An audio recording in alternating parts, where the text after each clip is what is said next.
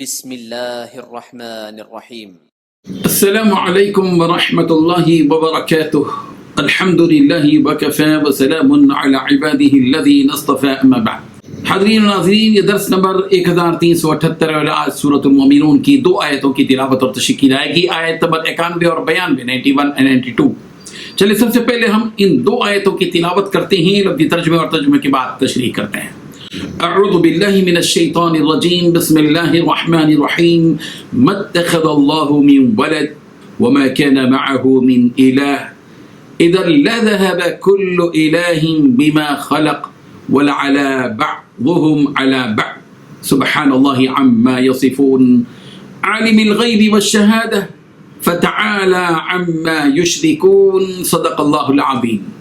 لفظی ترجمہ یوں ہے، ما اتخذ اللہ، نہیں بنائی ہے اللہ نے، من ولد کوئی اولاد، وما اور نہ ہی، کانا ہے، معہ اس کے ساتھ، من الہ کوئی اور معبود ہی، اذن اگر ایسا ہوتا تو اس وقت لذهب البتہ لے جاتا، کلو الہ معبود، کلو الہ ہر معبود، بما اس چیز کو جو خلق اس نے پیدا کی، ولعلا اور البتہ چڑھائی کرتا، بعضهم ان کا بعض علی بعض بعض پر، سبحان اللہ اللہ پاک ہے، عما ان باتوں سے جو یصفون وہ بیان کرتے ہیں، عالم الغیب والشہادہ جاننے والا ہے وہ غیب اور حاضر کا، فتعالی چنانچہ وہ برتر ہے، عما اس سے جو یشرکون وہ شرک کرتے ہیں۔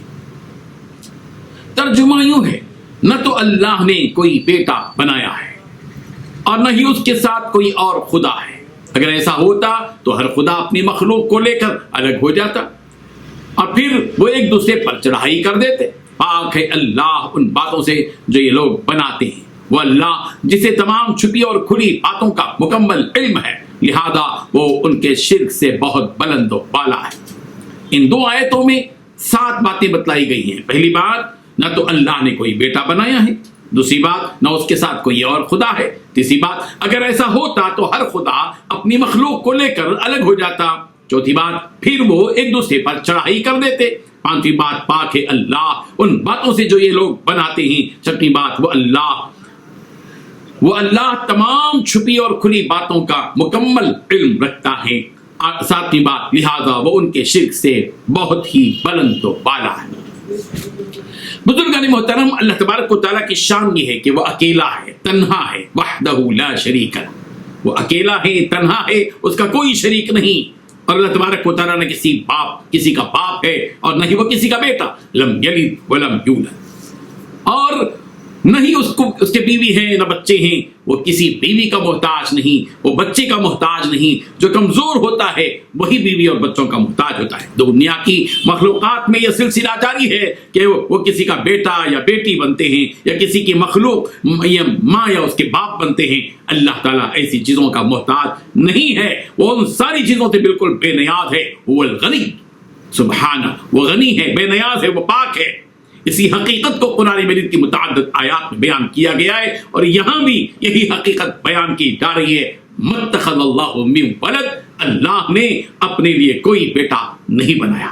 مشرکین کا یہ عقیدہ تھا، اور وہ یہ کہتے تھے کہ اللہ تبارک و تعالیٰ کی اولاد ہے، جیسا کہ سورۃ البقرہ کی آیت نمبر 116 116 میں، وقالوا اتخذ اللہ ولدا سبحانہ بل لہ ما فی السماوات والارض، اور وہ لوگ کہتے ہیں کہ اللہ نے بیٹا بنا لیا ہے، وہ تو بالکل پاک ہے، اور اسی کے لیے ہے جو کچھ کے آسمانوں اور زمین میں ہے، اسی کی ملکیت ہے۔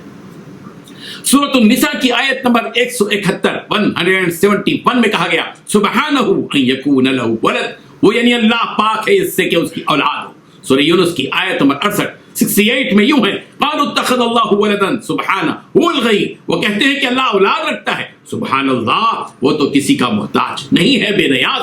سورۃ الزمر کی آیت نمبر 4 میں اللہ تبارک و تعالیٰ کو اولاد قرار دینے والوں کا واضح جواب دیا ہے، لو اراد اللہ ان یتخذ ولدا لاصطفى مما يخلق ما يشاء، سبحانہ، اگر اللہ تبارک و تعالیٰ کا ارادہ اولاد ہی کا ہوتا تو اپنی مخلوق میں سے جسے چاہتا چن لیتا، لیکن وہ تو بالکل ان ساری چیزوں سے پاک ہے۔ اور دوسری بات یہاں یہ بتائی گئی کہ وما كان معه من اله اذا لذهب كل اله بما خلق ولعلى بعضهم على بعض، اور اللہ کے ساتھ کوئی دوسرا معبود نہیں ہے، اگر ایسا ہوتا اور ایک سے زیادہ معبود ہوتے تو ہر معبود اپنی اپنی مخلوق کو جدا جدا کر لیتا اور ہر ایک معبود دوسرے معبود پر چڑھائی کر لیتا. یہ حقیقت ہے کہ رب ذوالجلال کی الوہیت میں اس کا کوئی شریک نہیں. اس دنیا کے وجود سے پہلے بھی اللہ کا کوئی شریک نہیں تھا اور نہ ہی اس دنیا کے وجود کے بعد اس کا کوئی شریک ہے. اگر یہ بات فرض کر لی جائے کہ اللہ تبارک و تعالیٰ کا کوئی شریک ہے تو ایسی صورت میں یہی حادثہ پیش آتا جس طرح کے دنیا میں ہوتا ہے کہ کسی ملک کا کوئی کے دو بادشاہ بن جاتے ہیں تو ہر بادشاہ اپنی اپنی رعایت سمیٹ لیتا ہے اور الگ کر لیتا ہے. اسی طرح اگر اس دنیا کے دو معبود اور الہ ہوتے تو ایسی صورت میں ہر معبود کی رعایت الگ الگ ہو جاتی. ایک معبود دوسرے معبود پر چڑھائی کرتا اور دونوں میں جھگڑا ہو جاتا اور اس جھگڑے کی وجہ سے دنیا کا یہ نظام درہم برہم ہو جاتا. لیکن تاریخ گواہ ہے آج تک بھی کوئی ایسا حادثہ پیش نہیں آیا. سورج اپنی جگہ کام کر رہا ہے, چاند اپنے نظام پر چل رہا ہے, رات اپنے وقت پر ہو رہی ہے, دن اپنے وقت پر ہو رہا ہے. یہ اس بات کی علامت ہے کہ اس کائنات کا پالنہار صرف اور صرف ایک ہی ہے اور وہ ہے رب العالمین, اللہ رب العالمین. سبحان اللہ عما یصفون. اللہ تبارک و تعالیٰ کی طرف جتنی غلط باتوں کو منسوب کیا جاتا ہے کہ اللہ تعالیٰ کو بیٹے ہیں, فلاں ہیں, اللہ کا کوئی شریک ہے, فلاں ہے, بالکل غلط ہے. اللہ تعالیٰ اس سے بالکل بلند و بالا ہے, بالکل پاک ہے اس سے.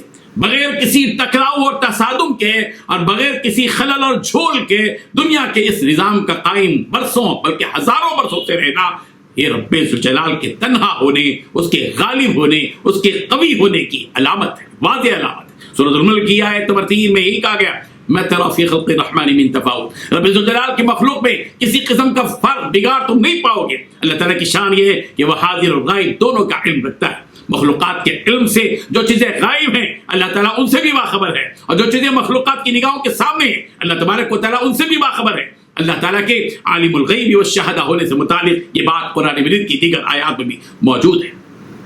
سورۃ الانعام کی آیت نمبر 73 میں کہا گیا عالم الغیب والشہادہ, وہ جاننے والا ہے پوشیدہ چیزوں کا اور ظاہر چیزوں کا. سورۃ التوبہ کی آیت نمبر 78 میں کہا گیا الم یعلموا ان اللہ یعلم سرهم ونجواهم وان اللہ علام الغیوب. کو کیا وہ نہیں جانتے کہ اللہ تبارک و تعالیٰ کو ان کے دل کا بھید اور ان کی سرگوشی جو کانا پوسی کرتے ہیں سب معلوم ہے اور اللہ تعالیٰ غیب کی تمام خبروں سے پوری طرح باخبر ہے.